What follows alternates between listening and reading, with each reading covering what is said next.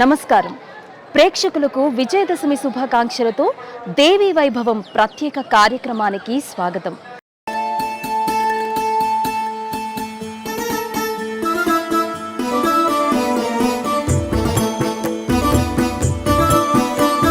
పరమేశ్వరునికి అర్ధాంగి, విష్ణుమూర్తికి సహోదరి, ముల్లోకాలకు ఆమె తల్లి.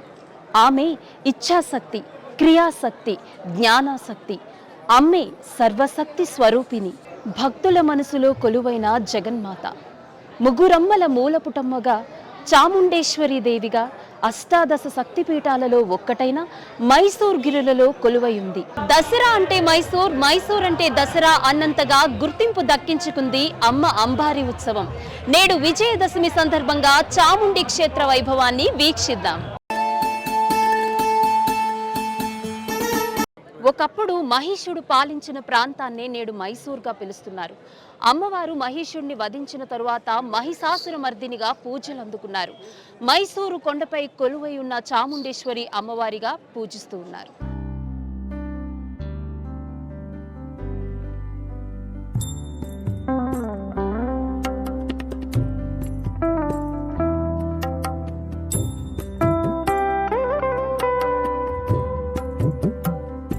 చాముండే క్రౌంచపట్టణే ఆదిశంకరులు కీర్తించిన అష్టాదశ శక్తిపీఠ స్తోత్రంలో కనిపించే మైసూరు ప్రస్తావన ఇది.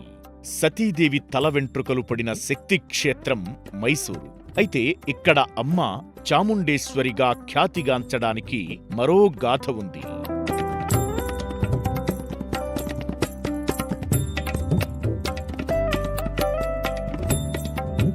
ఒకప్పటి మసూరు, ప్రస్తుత మైసూరు ప్రాంతాన్ని మహిషుడు అనే రాక్షసుడు పరిపాలించేవాడు.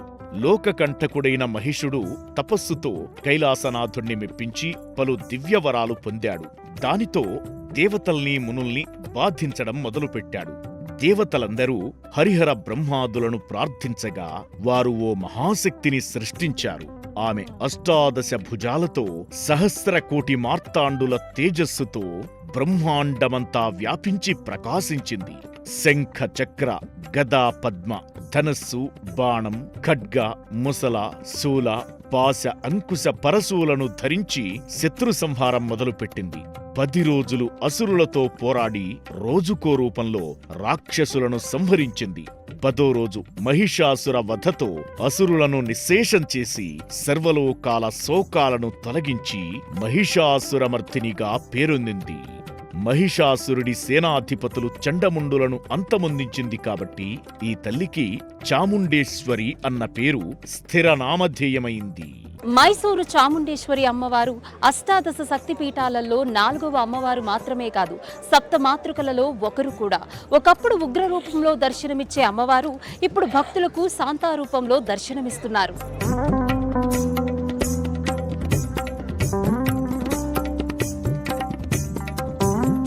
మైసూరు చాముండేశ్వరి ఆలయం జిల్లా కేంద్రమైన మైసూరు బస్టాండ్ నుంచి సుమారు 20 కిలోమీటర్ల దూరంలో, మైసూర్ ప్యాలెస్ కి 13 కిలోమీటర్ల దూరంలో, సముద్ర మట్టానికి 3490 అడుగుల ఎత్తులో చాముండేశ్వరి పీఠం కొలువై ఉంది. చాముండేశ్వరి గిరుల దిగువ నుంచి సుమారు 10 కిలోమీటర్ల దూరంలో అమ్మవారు కొలువై ఉంటుంది. సుమారు 1000 మెట్లున్న ఈ కొండలను కన్నడ భక్తులు చాముండి బెట్ట అని పిలుచుకుంటారు. భక్తిభావం అమితంగా ఉన్న భక్తులు సోపాన మార్గం నుండే కొండపైకి చేరుకుంటారు. సరాసరి కొండపైకి బస్సులు, ప్రైవేటు వాహనాల ద్వారా కూడా భక్తులు అమ్మవారి సన్నిధికి చేరుకుంటారు. కొండపైకి ఎక్కే దారిలో 16 అడుగుల ఎత్తు, 25 అడుగుల పొడవుతో ఒకే రాతిపై నిర్మించిన అతి పొడవైన నంది విగ్రహం భక్తులను ఆకర్షిస్తుంది. పరమేశ్వరుడి వాహనమైన నంది నల్లరాతి స్వరూపంతో ఆకట్టుకుంటుంది.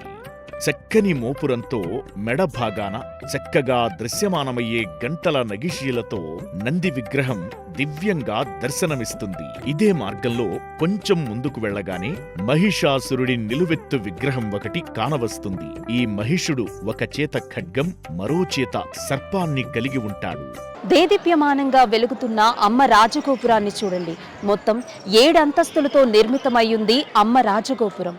ప్రతి గోపురంపై చాముండేశ్వరి శిల్పాన్ని అత్యంత సుందరంగా వివిధ కళాకృతులతో మలిచారు. రాజగోపురం ద్వారం వద్ద విఘ్నేశ్వరుని దర్శించుకొని ముందుకు సాగుతారు భక్తులు.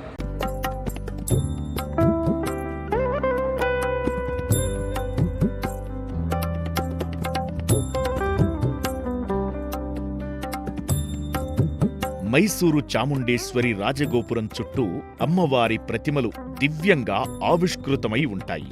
ఈ విమాన గోపుర సమీపానే ప్రసన్న గణపతి మందిరం కూడా దర్శనమిస్తుంది.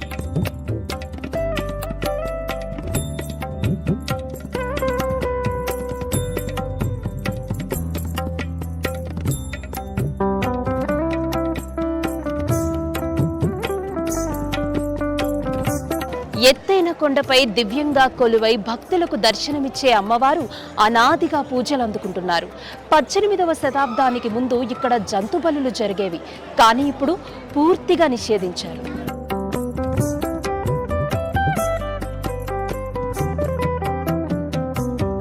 ప్రధాన రాజగోపురం నుంచి లోపలకు ప్రవేశించగానే ధ్వజస్తంభం దివ్యంగా దర్శనమిస్తుంది.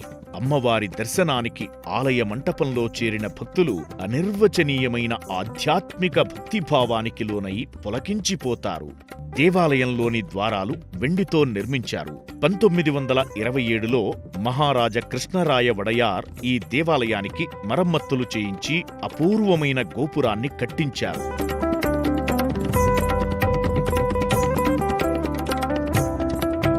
వేల సంవత్సరాల ప్రాచీనమైన ఆలయం పేరు శ్రీ చాముండేశ్వరి శక్తిపీఠం.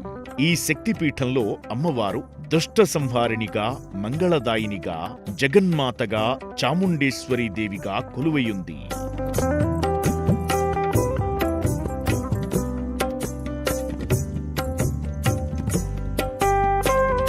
పద్దెనిమిది శక్తిపీఠాల్లో నాలుగోదైన చాముండేశ్వరి శక్తిపీఠంలో కాళిక, దుర్గా, చాముండాదేవి కలయికగా శ్రీ చాముండేశ్వరీదేవి అమ్మగా భక్తులకు దర్శనమిచ్చి అనుకున్న కార్యాలను విజయవంతం చేస్తుందని భక్తుల విశ్వాసం.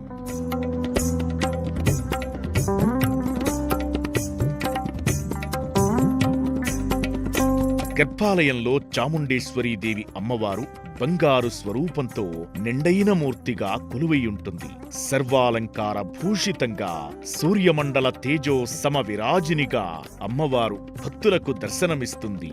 అమ్మవారి తలమీద చామరాజముడి పేరిట కిరీటం, నవరత్న ఖచితాభరణాలు, మణులు పొదిగిన హారాలు, కంఠాభరణాలు, వజ్రఖచితమైన త్రిశూలం వంటి ఎన్నో ఆభరణాలు ధరించి స్వర్ణమయ కాంతులతో శోభిల్లుతుంటుంది.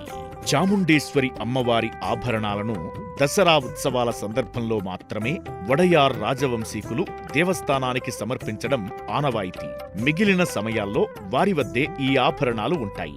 ప్రభుత్వం వద్ద 12 ఆభరణాలు, వడయార్ రాజవంశీకుల వద్ద 34 ఆభరణాలు ఉంటాయి. అమ్మవారిని ఊరేగించడానికి అనువుగా సింహవాహనం అనే రథాన్ని కూడా బహూకరించారు.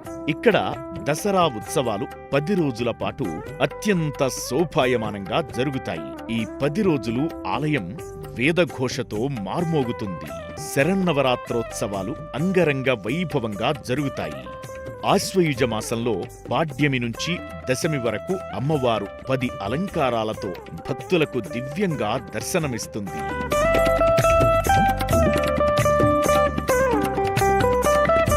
దసరా ఉత్సవాల తరువాత ఆశ్వయుజ పౌర్ణమి నాడు జరిగే జాతర సందర్భంగా రథోత్సవం జరుగుతుంది. అదే రోజు రాత్రి అమ్మవారికి తెప్పోత్సవం కూడా నిర్వహిస్తారు. అనగా చాముండేశ్వరీ దేవికి తెప్పోత్సవం దసరా తరువాత జరుగుతుంది. ఈ కార్యక్రమాలకు భక్తులు పెద్ద సంఖ్యలో తరలివస్తారు.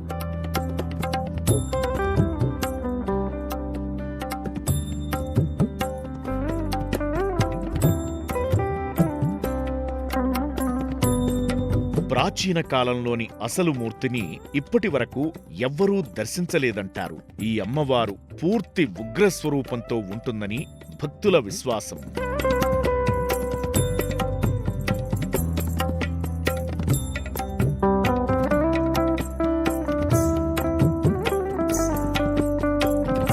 చాముండేశ్వరి ఆలయ ప్రాంగణంలో ఉన్న గణపతి, శివలింగం, ఆంజనేయ స్వామి ఆలయాలు భక్తులని ఆకట్టుకుంటాయి. ఆలయ ప్రాంగణంలోనే ఉన్న రావి చెట్టుకు ప్రత్యేక కుంకుమ పూజలు చేస్తుంటారు.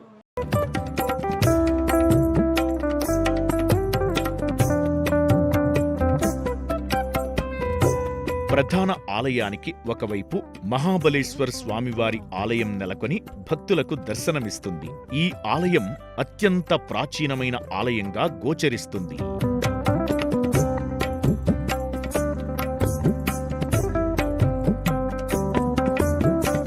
గర్భాలయంలో మహాబలేశ్వరుడు లింగాకారమూర్తిగా భక్తులకు దర్శనమిస్తాడు. ఈ స్వామిని దర్శిస్తే సకల శుభఫలాలు ప్రాప్తిస్తాయని భక్తుల ప్రగాఢ విశ్వాసం. దసరా అనగానే ఎవ్వరికైనా ఖచ్చితంగా గుర్తుకు వచ్చే పేరు, ఊరు మైసూరు. దసరాకి పర్యాయపదంగా మైసూరు దసరా ఉత్సవాలు అని చెప్పడంలో ఎటువంటి అతిశయోక్తి లేదు. విజయదశమి వేళ బంగారు అంబారీపై ఏనుగెక్కి అమ్మవారు ఊరేగే దృశ్యం అత్యంత అద్భుతంగా ఉంటుంది. ఇటువంటి దసరా ఉత్సవాలు కల్లారా చూడాలే కానీ మాటల్లో వర్ణించలేము. మైసూరు నగరం చాముండేశ్వరి అధిష్టాన పీఠం, వడయార్ రాజుల సంస్థానం, కన్నడిగుల సంస్కృతి సంప్రదాయాలకు అద్దం పట్టే చారిత్రక ప్రదేశం. ఇన్ని ప్రత్యేకతలు కలిగిన మైసూరు నిత్యం భక్తులతో, పర్యాటకులతో కళకళలాడుతుంటుంది. కొండపై కొలువైన చాముండేశ్వరి అమ్మవారిని దర్శించుకోవడానికి భక్తులు, వడయార్లో నిర్మించిన అద్భుత రాజసౌధాలను చూడటానికి పర్యాటకులు మైసూరుకు వస్తుంటారు. మైసూరు పేరు చెప్పగానే గుర్తుకు వచ్చే అంశాలు 3: చందనం, పట్టుచీరలు, దసరా ఉత్సవాలు. విజయదశమి వేళ స్వర్ణ అంబారీపై ఊరేగే చాముండేశ్వరి వైభవాన్ని చూడటానికి దేశ విదేశాల నుంచి పర్యాటకులు తరలివస్తుంటారు. మైసూరు నగరానికి అంతటి ప్రఖ్యాతి తెచ్చిపెట్టిన ఈ దసరా ఉత్సవాలు ఈనాటివి కావు. చరిత్ర పుటలను తిరగేస్తే ఈ వేడుకలను విజయనగర రాజులు ప్రారంభించినట్లుగా తెలుస్తుంది. మైసూరు దసరా ఉత్సవాలంటేనే రాచరిక వైభవానికి పెట్టింది పేరు. ఈ వేడుకల్లో ప్రధాన ఆకర్షణ అంబారీ ఉత్సవం. ఇప్పుడైతే మనం ఏనుగుపై ఉన్న బంగారు అంబారీలో చాముండేశ్వరి అమ్మవారు ఊరేగడాన్ని చూస్తున్నాం. కానీ కొన్ని దశాబ్దాల క్రితం వరకు ఆ అంబారీలో మైసూరు రాజులే ఊరేగేవారు. చరిత్రను పరిశీలిస్తే వడయార్లు శ్రీవైష్ణవులుగానే కనిపిస్తారు. మైసూరుకు కేవలం 20 కిలోమీటర్ల దూరంలో ఉన్న శ్రీరంగ పట్టణంలోని రంగనాథుడు వారి ఆరాధ్య దైవం. కానీ మైసూరు నగరాన్ని రాజధానిగా మార్చి స్థిరపడిన తరువాత చాముండేశ్వరి అమ్మవారిని ఇలవేల్పుగా పూజించడం ప్రారంభించారు. చాముండేశ్వరి అమ్మవారు మైసూరు రాజవంశీకులకే కాదు, కన్నడిగుల ప్రతి ఇంటి ఆరాధ్య దైవం.